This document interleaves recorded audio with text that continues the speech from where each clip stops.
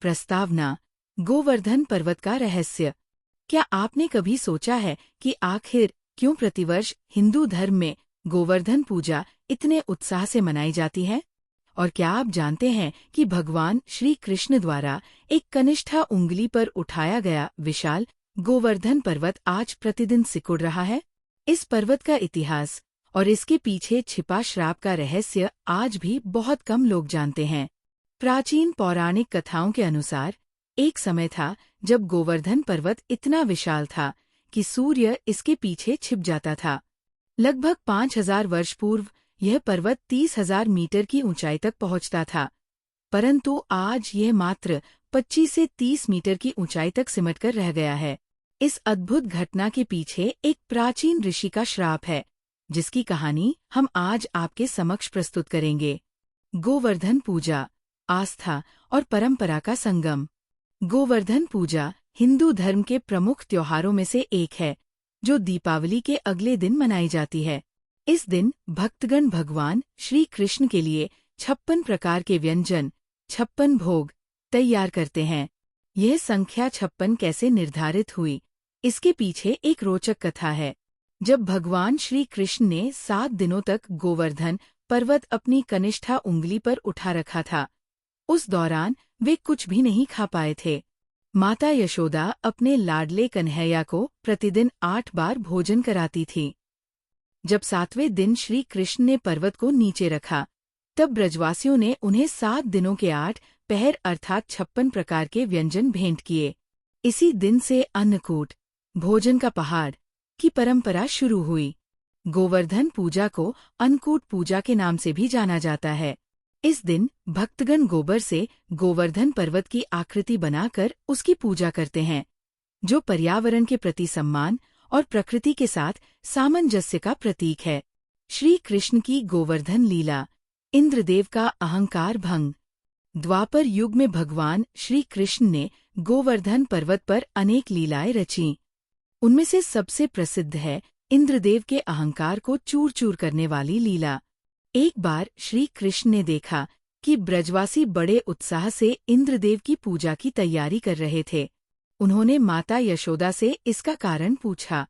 माता यशोदा ने बताया, पुत्र, हम इंद्रदेव की पूजा इसलिए करते हैं क्योंकि वे वर्षा करते हैं, जिससे हमारी फसलें लहलहाती हैं और गायों को चारा मिलता है। इस पर श्री कृष्ण ने उत्तर दिया, माँ, वर्षा करना तो इंद्रदेव का कर्तव्य है।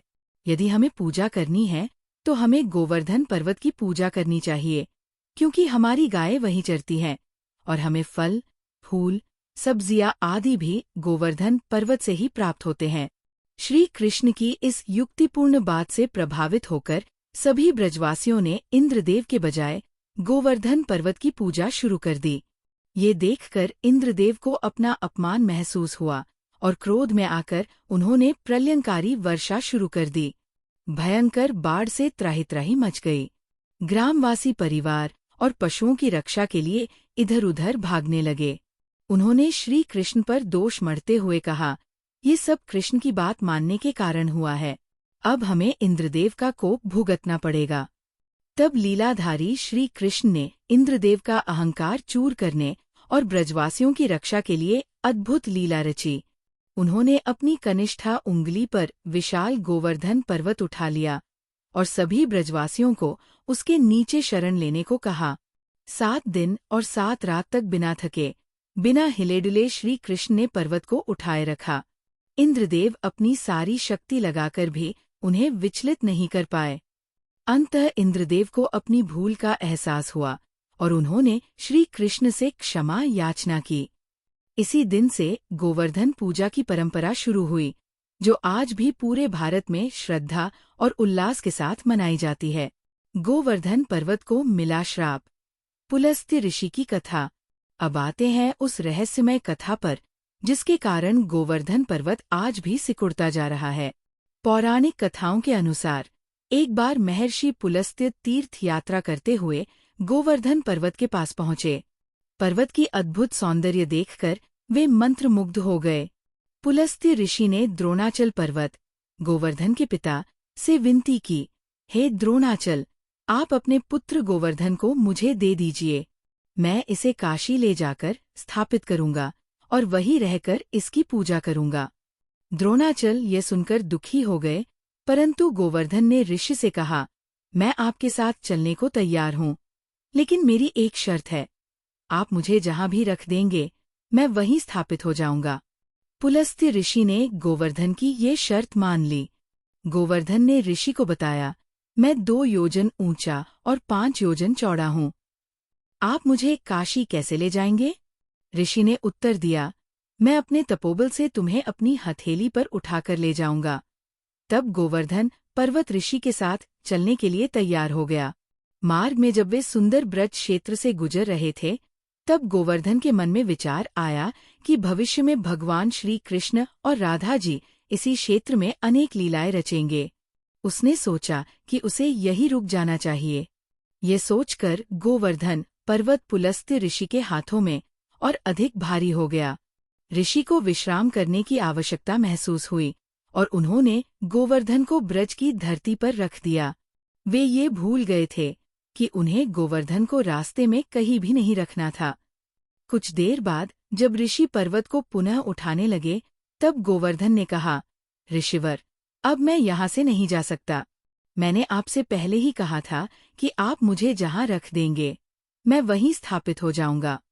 पुलस्त्य ऋषि ने गोवर्धन को साथ ले जाने की बहुत कोशिश की, परंतु वह अपने स्थान से टस से मस नहीं हुआ। अंततः क्रोधित होकर पुलस्त्य ऋषि ने गोवर्धन पर्वत को श्राप दे दिया, तुमने मेरे मनोरथ को पूर्ण नहीं होने दिया। आज से प्रतिदिन तिल कर तुम्हारा क्षरण होता जाएगा और एक दिन तुम धरती में पूर्णतः समाहित हो जाओगे। इसी श्राप के कारण गोवर्धन पर्वत आज भी प्रतिदिन थोड़ा थोड़ा करके धरती में समाता जा रहा है। मान्यता है कि कलयुग के अंत तक गोवर्धन पर्वत धरती में पूर्ण रूप से विलीन हो जाएगा। गोवर्धन परिक्रमा का महत्व और विधि। हिंदू धर्म में गोवर्धन पर्वत की परिक्रमा का विशेष महत्व है।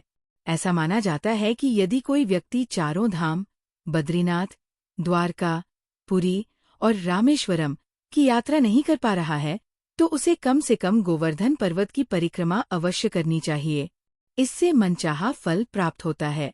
वल्लभ संप्रदाय में भगवान श्री कृष्ण के उस स्वरूप की विशेष पूजा की जाती है जिसमें उन्होंने गोवर्धन पर्वत उठा रखा है। गोवर्धन पर्वत लगभग 10 किलोमीटर के क्षेत्र में फैला हुआ है। इसकी परिक्रमा करीब 21 किलोमीटर की है, जिसे पूरा करने में 5 से 6 घंटे का समय लगता है। ये पर्वत उत्तर प्रदेश और राजस्थान दोनों राज्यों में विस्तृत है। परिक्रमा के दौरान यात्री कुछ दूर चलने के बाद राजस्थान के क्षेत्र में प्रवेश करते हैं। परिक्रमा के दौरान भक्तगण निम्न स्थलों पर विशेष पूजा अर्चना करते हैं। 1. मानसी गंगा। यहाँ स्नान करने से मन की सारी कालिमा धुल जाती है। 2. दान घाटी। यहाँ श्री कृष्ण ग्वाल बालों से दान वसूला करते थे। 3. मुख्यारविंद। माना जाता है कि ये गोवर्धन पर्वत का मुख है। 4. राधा कुंड और श्याम कुंड। ये दोनों कुंड श्री राधा और कृष्ण की प्रेम लीलाओं के साक्षी है। गोवर्धन पूजा विधि। 56 भोग की परंपरा। गोवर्धन पूजा दीपावली के अगले दिन मनाई जाती है। इस दिन भक्तगण गोबर से गोवर्धन पर्वत की आकृति बनाते हैं और उसकी विधिवत पूजा करते हैं।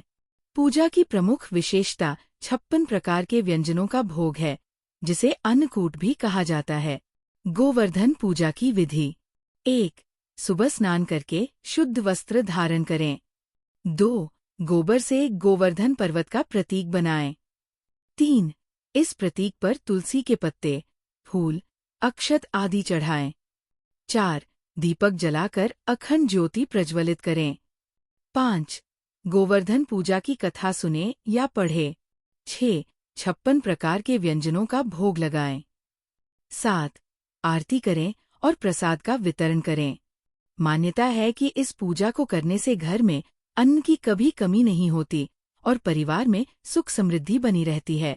गोवर्धन पर्वत और कलयुग का संबंध। पौराणिक मान्यताओं के अनुसार गोवर्धन पर्वत को साक्षात श्री कृष्ण का ही रूप माना जाता है। एक विश्वास ये भी है कि कलयुग के अंत तक नारायण के अंतिम अवतार कल्कि भगवान प्रकट होंगे। जिससे कलयुग की समाप्ति होगी। उसी समय तक गोवर्धन पर्वत भी पूर्णतः धरती में विलीन हो जाएगा। इस प्रकार गोवर्धन पर्वत का इतिहास और भविष्य हिंदू धर्म की कालगणना से जुड़ा हुआ है। यही कारण है कि सनातन धर्म में इस पर्वत का विशेष महत्व है। उपसंहार: गोवर्धन लीला का वर्तमान महत्व। श्री कृष्ण की गोवर्धन लीला मात्र एक पौराणिक कथा नहीं, बल्कि जीवन के गहरे सिद्धांतों का प्रतीक है। इस लीला से हमें निम्न शिक्षाएं मिलती है। अहंकार का त्याग। इंद्रदेव के अहंकार के पतन की कथा हमें सिखाती है कि किसी भी पद या शक्ति का अहंकार विनाश का कारण बनता है। प्रकृति का सम्मान। गोवर्धन पूजा हमें प्रकृति के प्रति कृतज्ञता और सम्मान सिखाती है। पर्वत, नदियाँ, वृक्ष, ये सभी हमारे जीवन के अभिन्न अंग हैं। एकता में शक्ति। ब्रजवासियों ने एकजुट होकर संकट का सामना किया, जिससे सिद्ध होता है कि एकता में अद्भुत शक्ति होती है। प्रेम की विजय। श्री कृष्ण का ब्रजवासियों के प्रति प्रेम और समर्पण दर्शाता है कि प्रेम हर बाधा को पार कर सकता है। आज के भौतिकवादी युग में जब मानव प्रकृति से दूर होता जा रहा है, गोवर्धन पूजा हमें प्रकृति के साथ सामंजस्य स्थापित करने का संदेश देती है। यह हमें याद दिलाती है कि हमारा अस्तित्व प्रकृति पर निर्भर है और उसका सम्मान करना हमारा कर्तव्य है। इस प्रकार श्री कृष्ण की गोवर्धन लीला और पुलस्त्य ऋषि के श्राप की कथा हमें न केवल ऐतिहासिक और धार्मिक ज्ञान देती है, बल्कि जीवन के मूल्यों को भी समझाती है। यही कारण है कि आज भी गोवर्धन पूजा हिंदू धर्म के महत्वपूर्ण त्योहारों में से एक है। अक्सर पूछे जाने वाले प्रश्न FAQs। 1. गोवर्धन पूजा कब मनाई जाती है? गोवर्धन पूजा प्रत्येक वर्ष दीपावली के अगले दिन कार्तिक मास की शुक्ल प्रतिपदा प्रथम तिथि को मनाई जाती है। ये त्योहार मुख्य रूप से उत्तर भारत में धूमधाम से मनाया जाता है। 2. गोवर्धन पूजा में 56 भोग क्यों चढ़ाए जाते हैं? श्री कृष्ण ने 7 दिन तक गोवर्धन पर्वत उठाए रखा था और इस दौरान वे कुछ भी नहीं खा पाए थे। माता यशोदा उन्हें प्रतिदिन 8 बार भोजन कराती थी। 8 7 8 56 व्यंजन बनाकर उन्हें अर्पित किए गए थे। 3. गोवर्धन पर्वत कहाँ स्थित है? गोवर्धन पर्वत उत्तर प्रदेश और राजस्थान की सीमा पर मथुरा जिले में स्थित है। यह लगभग 10 किलोमीटर के क्षेत्र में फैला हुआ है और इसकी परिक्रमा लगभग 21 किलोमीटर की है। 4. गोवर्धन पर्वत क्यों सिकुड़ रहा है? पौराणिक कथा के अनुसार महर्षि पुलस्त्य ने गोवर्धन पर्वत को श्राप दिया था कि वह प्रतिदिन तिल-तिल करके क्षीण होता जाएगा और अंततः धरती में समाहित हो जाएगा। इसी श्राप के कारण गोवर्धन पर्वत की ऊंचाई लगातार कम होती जा रही है। 5. गोवर्धन परिक्रमा का क्या महत्व है? हिंदू धर्म में ऐसी मान्यता है कि यदि कोई व्यक्ति चारों धाम की यात्रा नहीं कर पाता, तो गोवर्धन पर्वत की परिक्रमा करने से उसे समान फल प्राप्त होता है। इससे जीवन की सभी इच्छाएं पूर्ण होती है और मोक्ष की प्राप्ति होती है। 6. अन्नकूट क्या है? अन्नकूट शब्द का अर्थ है अन्न का पहाड़। गोवर्धन पूजा के दिन भगवान को चढ़ाए जाने वाले 56 प्रकार के व्यंजनों को अन्नकूट कहा जाता है। यह भगवान श्री कृष्ण के प्रति कृतज्ञता व्यक्त करने का प्रतीक है। 7. कलयुग के अंत में गोवर्धन पर्वत का क्या होगा? पौराणिक मान्यताओं के अनुसार कलयुग के अंत तक गोवर्धन पर्वत पूर्णतः धरती में विलीन हो जाएगा। उसी समय भगवान विष्णु के अंतिम अवतार कल्कि भगवान का प्रादुर्भाव होगा और कलयुग की समाप्ति होगी। 8. गोवर्धन पूजा के दिन किन किन वस्तुओं की आवश्यकता होती है? गोवर्धन पूजा के लिए गोबर, कुश, फूल, अक्षत, चावल, रोली, धूप, दीप, नैवेद्य, 56 भोग, तुलसी के पत्ते, गंगाजल और पंचामृत की आवश्यकता होती है। 9.